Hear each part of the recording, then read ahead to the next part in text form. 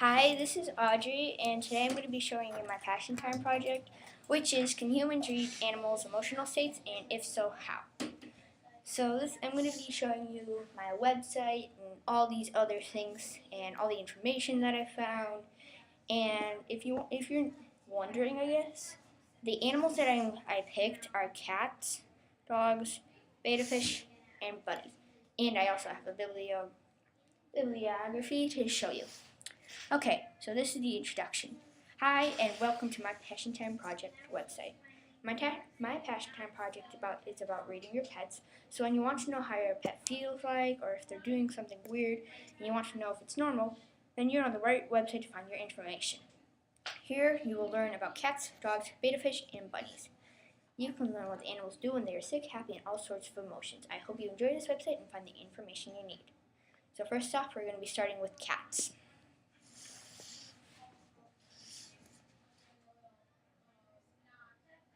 Okay, this is cat, and here you will find some information on cats.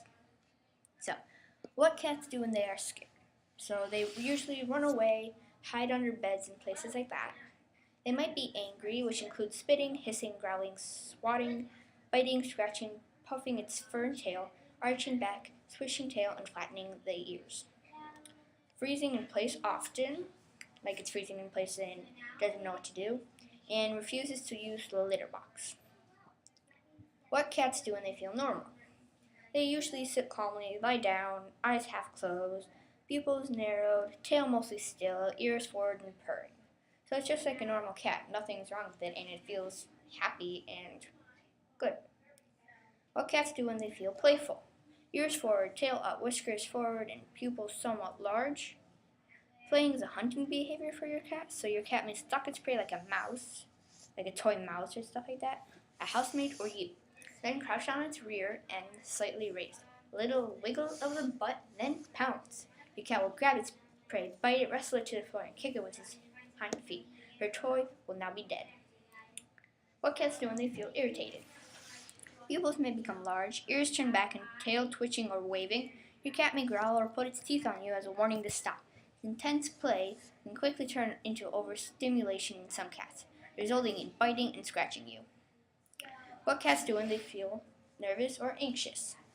Ears sideways or back, pupils large, tail low or tucked between legs. Your cat may act like doing the army crawl through the house close to the floor, looking for somewhere to hide.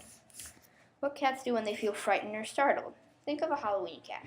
Ears back and flat against its head. Whiskers back arched, first standing on an end and tail low. It may yowl, growl, hiss, and spit. What cats do when they feel defensive? They usually are crouching, ears flattened, whiskers back, tail between its legs or wrapped around its body. Pupils are large, and your cat may meow loudly, growl, hiss, and spit. What cats do when they feel angry or aggressive? Ears are backwards, pupils very constricted, and the cat's tail may be up or down with the fur standing on the edge. So the pupils may be like really large and stuff like that. An aggressive cat will stare down another cat and growl or yowl until the cat goes away or gives up. So what cats do when they feel sick? Pay attention to how much your cat sleeps. Sick cats will sleep more.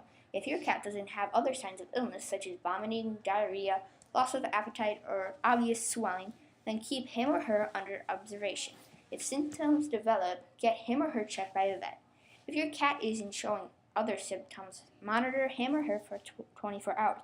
Of course, it's fine to get her checked by a vet before this if you are worried. If he or she enters the second day of excessive tiredness, then it's time to take him or her to the vet clinic. Check your cat's temperature for fever. Use a rectal thermometer to check your cat's temperature. However, if she gets distressed, it is best to stop and leave this to your veterinarian. 99.5 to 102.5 degrees Fahrenheit is normal temperature range, while anything over 102.5 is regarded as raised, and over 103 is feverish. Take your cat to the vet if it has a fever. A feverish cat usually sleeps heavily, may refuse food, and often has a dull coat that sticks out at odd angles. Its nose and ears may be dry and warm when you touch them with fingers at a normal body temperature. While touching the ears, is an inaccurate way of checking temperature. If the cat's ears feel cool, then it's unlikely he or she has a fever. Monitor any change in your cat's litter box habits. Pay attention to how often your cat uses the tray, if it has any difficulty, if blood or mucus is in the urine, or if the feces are hard and nugget-like, which are also known as poop. If the cat has had diarrhea but continues to strain or has constipation, signaled by the hard, dry feces, take it to the vet. Repeated straining and not passing urine, or the presence of blood should trigger an urgent call to the vet. So this is a rectal thermometer. It looks like this. And to use it, I think you stick it in the cat's butt or the ear.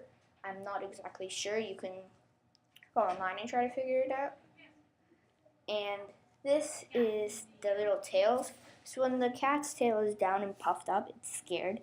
When it's up and really high and it's happy to see you, then when it's swishing, like the little tip of the tail swishing, and he's sitting, then he's getting upset. And then when this tail kind of looks like a little question mark and it's raised up, it's asking to be friends. And when it's swishing in the middle, it's not. He's kind of interested. And when he's up and straight and wiggling, he's really crazy about you. And when his tail is swishing like this, then he's feel loved.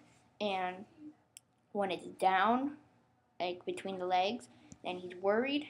And it looks like this. He's puffed up and he's really scared. He looks like he's mad. Okay, so these are other stuff. You can look at them. And I'm not going to waste the time to do it, but if you want to look at this website, then it's animalemotionalstates.weebly.com, and with no spaces and no caps. Okay, so now we're going to go on to dogs. Okay, dogs, panting.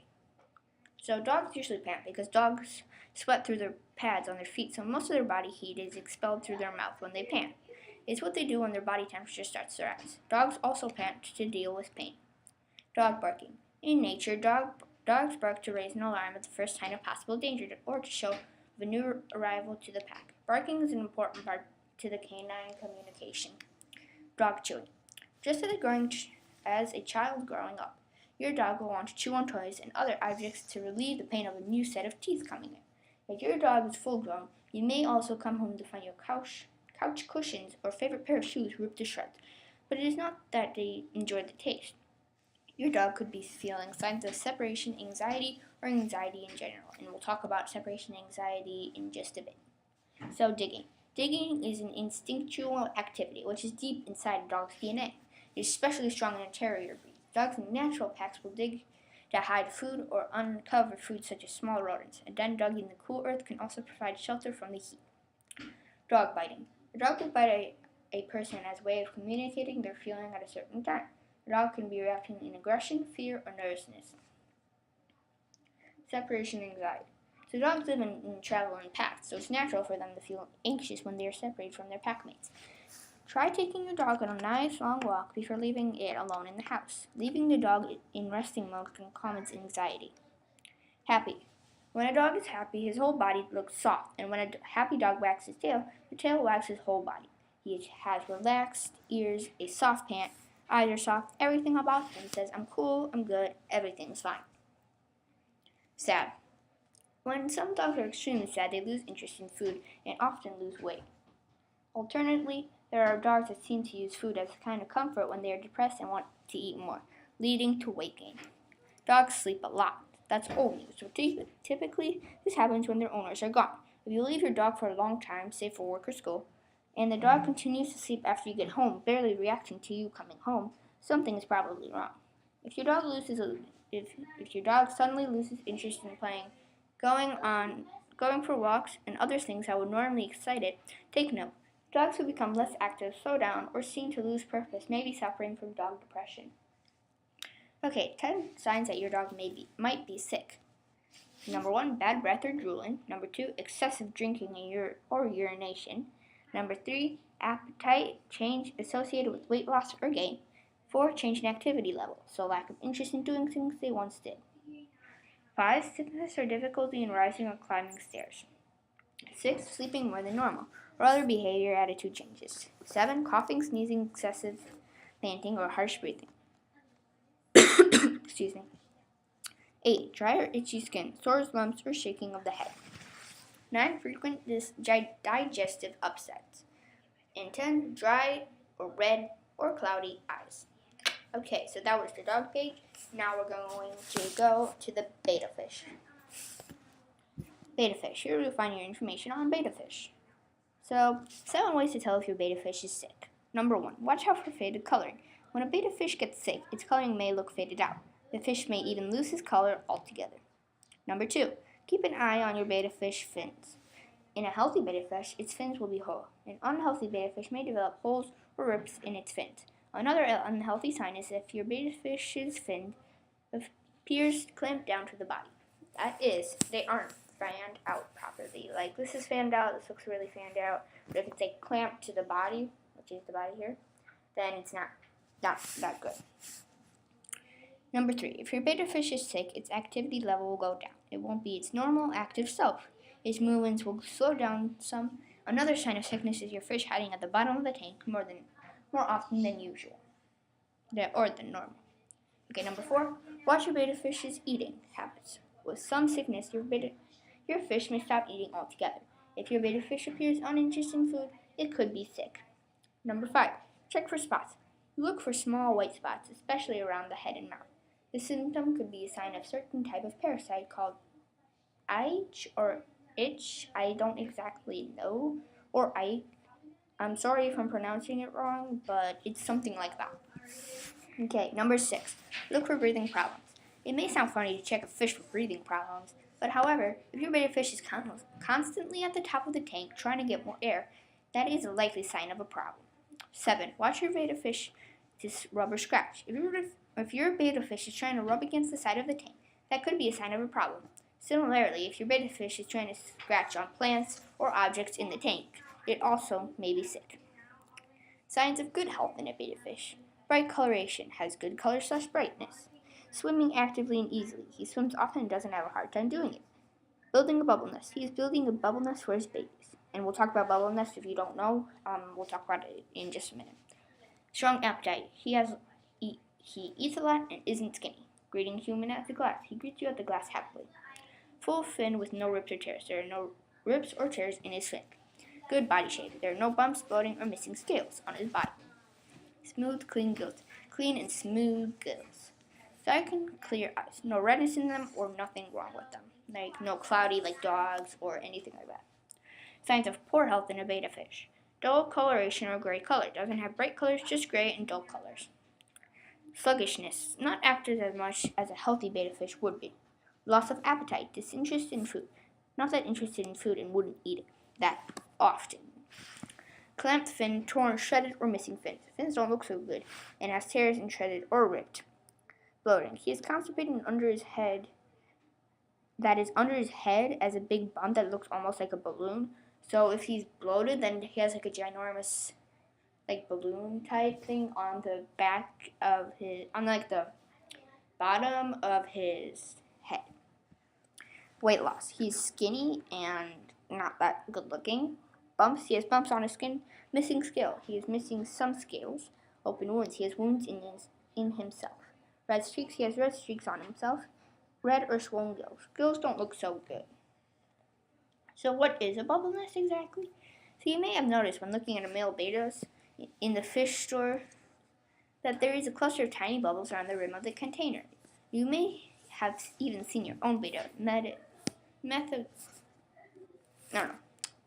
betta blowing bubbles in your home aquarium. Well, this isn't because your betta is sick or bored. Your betta is doing what he does best. He's preparing to take care of his young babies. Okay, so that was betta fish. Now we're going to go on to the bunnies, which is the last animal that I did. Bunnies. So a happy bunny will groom. A healthy, happy bunny will groom itself, other bonded rabbits, and even you. It is a sign of affection. However, watch out for over-grooming, especially with a rabbit on their own. It could be a sign of boredom and depression. Rolling on side. Rolling over and lying on their side or back with their eyes closed is a sign of your rabbit is very relaxed and happy. They flop down really quickly sometimes, but a floppy bunny, in this case, is a contented one. Mounting. Apart from the obvious, when a male rabbit mounts another rabbit, or even your foot, it is either trying to mate or is displaying rules. The female rabbit may mount a male rabbit to display rules. Head down. Lying with your head down flat is a sign of request for continued grooming or stroking from another rabbit or yourself. A stressed bunny. So, if a rabbit changes their normal behavior or routine in any way, it could be because they are distressed, bored, ill, or injured. Rabbits that are frightened or in pain may change their behavior or develop unwanted habits such as aggression or hiding. A stressed bunny will hide. The bunny might hide in its cage in certain places, chew on cage bars. It might chew on the cage bars to try to escape. Overgroom. It will overgroom itself, change in feeding habits. The bunny might not be interested in food and won't eat that often. Difference going to the bathroom habits. The bunny might go to the bathroom not that often as it should, or, So, over drinking. The bunny might overdrink the water. Sitting hunched. The bunny might sit hunched over its legs in like a squat position. Hesitating to move. The bunny might hesitate to move somewhere. Like it's just freezing in place, doesn't know what to do, and is hesitating a lot. And repeated circling. The bunny might turn in circles over and over again. An unhappy bunny will usually lay its ears back with the openings down and turn itself either to the side or toward you nervously. The farther back the ears fall, the more unhappiness is indicated. This differs from other ear back signals, which require that the rabbit firmly face toward you, anger, crouch or turn sideways, with ear opening turn sideways, fear, or pointed turn its back, insult. Okay, so that was the bunny, and now we're going to be going on to the bibliography. I accidentally keep saying bibliography. Okay, so this is where I give all my credit for finding my information. So this actually means these are the websites I use to find my information. So these are the cat websites. You are able to copy and paste them. I'll show you, for example, you copy, Command C, you open a new tab, Command V, and the whole website will do, and then you press enter, and it's going to be loading the website for you. And you can just scroll through the website. This is one of the websites I use. You can scroll through it, find whatever information that I didn't put on my website that you can find. And so these are the cat websites, dogs, betta fish websites, and bunny websites. So this was my, video. And if you have any questions, or if you want me to add more information to something or whatever, you can just go to paulsolars.weebly.com. So this is my teacher's website, which we usually go on to.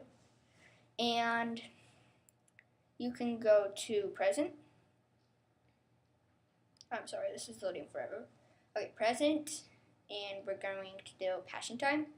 And this was round 4, so we're going to go here. Okay. So, and to find mine, mine won't be probably on the first page. It might be on the second. Yeah, it might be on the second. Okay, let's see. It's gonna be here somewhere. Okay, so this is mine. So to leave a comment, you just click comments when you finally reach it. Okay, and then you're gonna put your name here, and you're gonna put the comment, and that's how you can leave comments if you want me to add more information, or you just have a nice comment for me if you want. So the link both links will be described below, and I hope you enjoyed my website and learned everything you needed to know. So, bye!